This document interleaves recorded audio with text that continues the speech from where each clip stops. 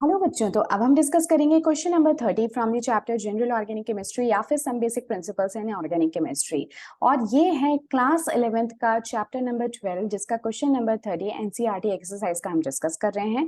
और इस क्वेश्चन में हमसे पूछा गया है why is a solution of potassium hydroxide यानी कि KOH is used to absorb the carbon dioxide यानी कि CO2 evolve during the estimation of carbon present in an organic compound. ठीक है, तो देखो क्वेश्चन जो है बहुत ही बेसिक सा है। इसमें ये पूछा है कि भाई आपके ऑर्गेनिक कंपाउंड के अंदर कौन प्रेजेंट है, कार्बन तो प्रेजेंट है ही है। अब इस कार्बन को अगर हम एस्टिमेट करना चाहते हैं कि कितना कार्बन इसके अंदर है, ठीक है, इसका मतलब कि हम इसका क्या कर रहे हैं, क्वांटिटेटिव एस्टिमेशन हम करना चाहते हैं। तो उस टाइम पे आपको मैं क्या मेथड होता है वो ऑलरेडी बता चुकी हूँ, लिबिग्स मेथड होता है, राइट। अभी और आपके साथ डिस्कस करूंगी। तो इस लिबिग्स मेथड में क्या होता है, कार्बन डाइऑक्साइड प्रोड्यूस होती है।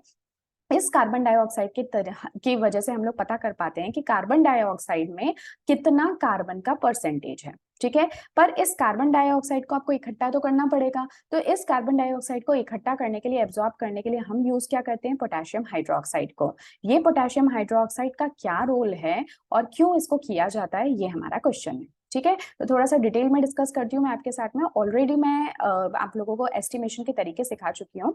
तो यहाँ पे हम लोग फिलहाल बात कर लेते हैं किसकी, कार्बन की एस्टिमेशन की। तो देखो ये क्वांटिटेटिव एनालिसिस है जिसमें कि इस चैप्टर के अंदर हमने carbon, hydrogen, nitrogen, halogen, sulphur, phosphorus और ऑक्सीजन, इन सभी के एस्टिमेशन को देखा। पर फिलहाल हमें किसको डिस्कस करना है, लिबिग्स मेथड, यानी कि जिससे आप कार्बन और हाइड्रोजन का एस्टिमेशन करते हैं। और फिलहाल इसमें हमें कार्बन की बात करनी है। तो ये कोई आपका ऑर्गेनिक कंपाउंड है जिसको कि जब आप ऑक्सीजन के साथ में ट्रीट करते हो, यानी कि ऑक्सीजन की प्रेजेंस में आप हीट करते हो, तो यहाँ पे CO2 और वाटर बन जाता है, ठीक है। उसके अलावा क्या होता है कि जब अगर आपको कार्बन का एस्टिमेशन करना है तो आप क्या कर सकते हो, आप कार्बन को यूज कर सकते हो कॉपर ऑक्साइड के साथ में। तो जिससे कॉपर ऑक्साइड का तो रिडक्शन हो जाता है और साथ में कार्बन जो है वो किसमें ऑक्सीडाइज हो जाता है, CO2 के अंदर। अब इस CO2 के हेल्प से आप क्या कर सकते हो ना, आप जो है कार्बन का कंटेंट पता कर सकते हो, ठीक है। कैसे पता करोगे कि अगर हम लोग 1 मोल की बात करें, ठीक है, 1 मोल आप सभी जानते हो यानी कि 6.022 इंटू 10⁻23 मॉलिक्यूल्स की बात करें, तो उन इतने मॉलिक्यूल्स का जो वजन है वो कितना होगा, 44 ग्राम होगा। किसके लिए, ऑक्सीजन के लिए। चाहे तो आप निकाल के देख सकते हो इसका मॉलिक्यूलर मास। कार्बन का मॉलिक्यूलर मास होता है 12, ऑक्सीजन का कितना होता है 16, और एक और बार 16 है तो 16 16 32 होकर है प्लस 12, तो ये निकल के आएगा आपका 44 ग्राम्स। ये किसका हो गया, 1 मोल जो है CO2 का वजन है। और यही जो वजन कार्बन का है वो कितना है, 12 ग्राम। तो हम क्या कह सकते हैं, हम कह सकते हैं कि जो 44 ग्राम कार्बन डाइऑक्साइड होता है उसके अंदर कितना, 12 ग्राम कार्बन होता है। बिल्कुल सही बात है। तो देखो यही मैंने लिखा है, 44 ग्राम CO2 के अंदर 12 ग्राम कार्बन का होता है। तो बताओ फिर 1 ग्राम अगर CO2 लेंगे तो उसके अंदर कितना कार्बन होगा। तो आप बोलोगे भाई 12/24 हो जाएगा, सिंपल है। अब अगर यहाँ पे W1 ग्राम ऑफ CO2 होता है, यानी कि किसी भी अगर वजन के लिए अगर आप CO2 को पता करना चाहो तो उसके लिए कितना कार्बन हो जाएगा, तो आप कहोगे 12/44 इंटू W1। तो यहाँ पे आपको कार्बन का कंटेंट मिल जाएगा। तो आपको फिलहाल के लिए सिर्फ ये पता करना है कि ये W जो है कितना है, ठीक है। अगर ये W आपको पता चल जाए तो आप कार्बन का कंटेंट CO2 के अंदर कितना है उसको इस फॉर्मूला से एस्टिमेट कर सकते हो। पर आपको अगर परसेंटेज निकालनी हो तो आप क्या करोगे, परसेंटेज आप कैसे निकालते हो कि आपका मतलब जो कार्बन का है उसका कितना कंटेंट है। तो कार्बन का कंटेंट अभी मैंने आपको बताया 12/44 इंटू W1, ये किसका है, कार्बन का कंटेंट है CO2 के अंदर, ठीक है। और एक्चुअली जो आपका मॉलिक्यूल है उसका खुद का कितना वजन है, मतलब एक्चुअली कितना मास है आपके ऑर्गेनिक कंपाउंड का, ठीक है। क्योंकि हम कार्बन का परसेंटेज देख रहे हैं ऑर्गेनिक कंपाउंड के अंदर। तो मेरा जो भी कुछ ऑर्गेनिक कंपाउंड है, लेट्स से ये मेरा एक ऑर्गेनिक कंपाउंड है मान लेते हैं, तो इस पूरे के पूरे ऑर्गेनिक कंपाउंड का खुद का कितना वजन है, यानी कि जब आपने रिएक्शन शुरू किया था तो आपने कितना कंपाउंड लिया था उसको मतलब ये हम डिवाइड में रखते हैं और न्यूमरेटर में आप उसको रखोगे कि कार्बन का ऑर्गेनिक कंपाउंड के अंदर कितना परसेंटेज है। तो ये हमने कैसे पता किया, सबसे पहले हमने ऑर्गेनिक कंपाउंड के अंदर जो कार्बन है उसको CO2 के अंदर कन्वर्ट किया कॉपर ऑक्साइड की प्रेजेंस में। जैसा कि आप यहाँ देख सकते हो, जो भी कार्बन कंटेंट था उसको हमने पहले CO2 में कन्वर्ट किया, फिर CO2 के हेल्प से हमने कार्बन कंटेंट को फाइंड आउट किया। तो इससे मुझे कार्बन का टोटल कंटेंट मिल गया डिवाइडेड बाय ऑर्गेनिक कंपाउंड का वजन मिल गया मल्टीप्लाइड बाय 100, क्योंकि हम लोग परसेंटेज में एस्टिमेशन कर रहे हैं। तो जब आप इसको फाइंड आउट करोगे तो आपको कार्बन का वजन मिल जाएगा, ठीक है। अब यहाँ पे पोटेशियम हाइड्रोक्साइड का क्या रोल है, तो जैसा कि मैंने कहा कि ये जो CO2 यहाँ पर बना है, दूसरा कलर ले लेते हैं। हाँ, ये जो CO2 यहाँ पे बना है, अब यार हवा में तो आप इसके अंदर से कार्बन का कंटेंट पता कर नहीं लोगे। आपको क्या करना पड़ता है, सबसे पहले तो इसको आइसोलेट करना पड़ेगा, कार्बन डाइऑक्साइड गैस, जो कि आपकी क्या है यार, कौन सा कलर लूं, चलो ये ठीक है। तो कार्बन डाइऑक्साइड गैस क्या है, ये गैस है, तो ये तो इजीली एस्केप आउट हो जाएगी। तो पहले तो आप इसको इकट्ठा तो करो, तभी तो जाके आप कार्बन का कंटेंट बता पाओगे। तो इकट्ठा करने के लिए हम जिसको यूज करते हैं वो है आपका पोटेशियम हाइड्रोक्साइड।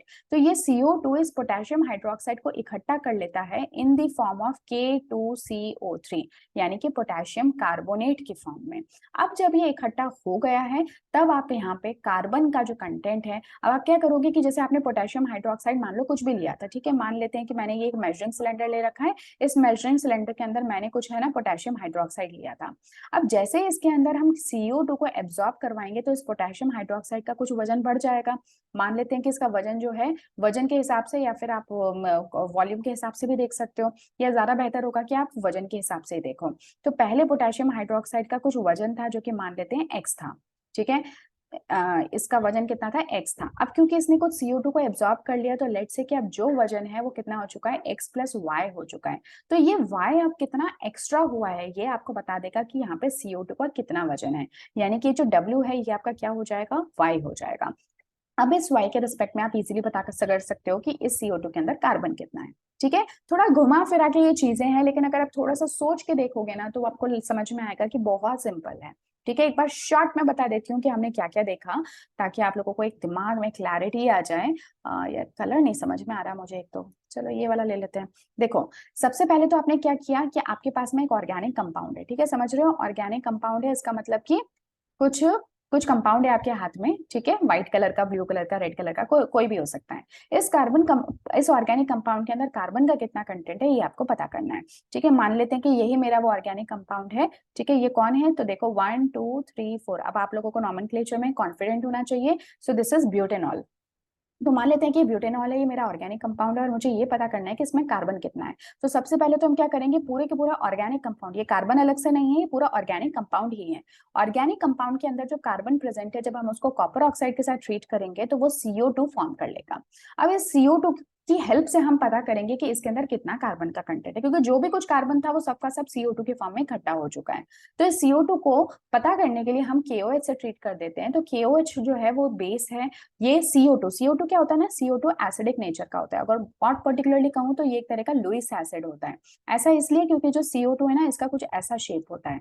तो यहाँ पे आप देख सकते हो कि कार्बन के दोनों तरफ ऑक्सीजन है और दोनों तरफ डबल बॉन्ड भी है, जिसकी वजह से उस कार्बन के ऊपर काफी ज्यादा पार्शियल पॉजिटिव चार्ज जो है वो इकट्ठा हो जाता है, और यहाँ पे पार्शियल नेगेटिव। तो इसको हम लुईस एसिड कहते हैं, क्योंकि इतना ज्यादा ये इलेक्ट्रो पॉजिटिव होता है कि इसकी टेंडेंसी होती है कि कहीं से इसको इलेक्ट्रॉन्स मिले तो ये ले ले, ठीक है। तो ये एक लुईस एसिड है और पोटेशियम हाइड्रोक्साइड एक बेस है। तो जब दोनों को ट्रीट करेंगे तो पोटेशियम हाइड्रोक्साइड CO2 को एब्जॉर्ब कर लेगा।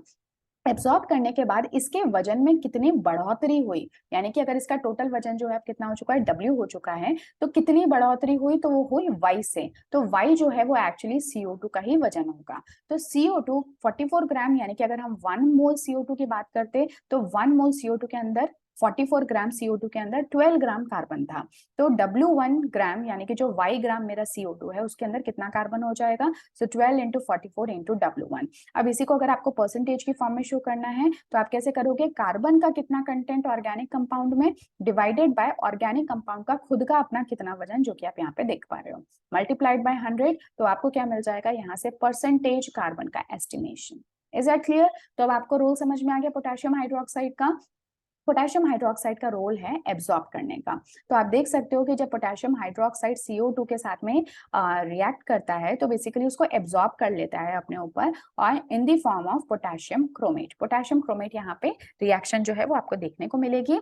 और बस यही है, ठीक है। यहाँ पे रिएक्शन हो गया किसके साथ, पोटेशियम हाइड्रोक्साइड का CO2 के साथ में, जिससे कि K2CO3 बन गया। इससे आपको ये समझ में आ जाएगा कि CO2 का वजन जो है उसमें कितनी बढ़ोतरी हुई है, जैसे कि इस केस में मैं उसको Y मान के चल रही हूँ। इस Y से आपको W1 की इंफॉर्मेशन मिल जाएगी, और यही जो W1 है आपका, आप इसको यूज कर सकते हो। ये देखो, ये 12 into 44 into weight of CO2 formed. तो ये जो वेट ऑफ CO2 फॉर्म्ड है, ये W1 ही है। और वेट ऑफ सब्सटेंस, एक्चुअली आपने ऑर्गेनिक कंपाउंड का कितना वजन शुरू में लिया था, उसको मैंने यहाँ पे W करके मेंशन किया है। तो जैसा मैंने समझाया उसके अकॉर्डिंग जो फॉर्मूला है वो कितना हो जाएगा 12/44 इंटू W1/W इंटू 100, ठीक है, क्योंकि परसेंटेज निकाल रहे हैं।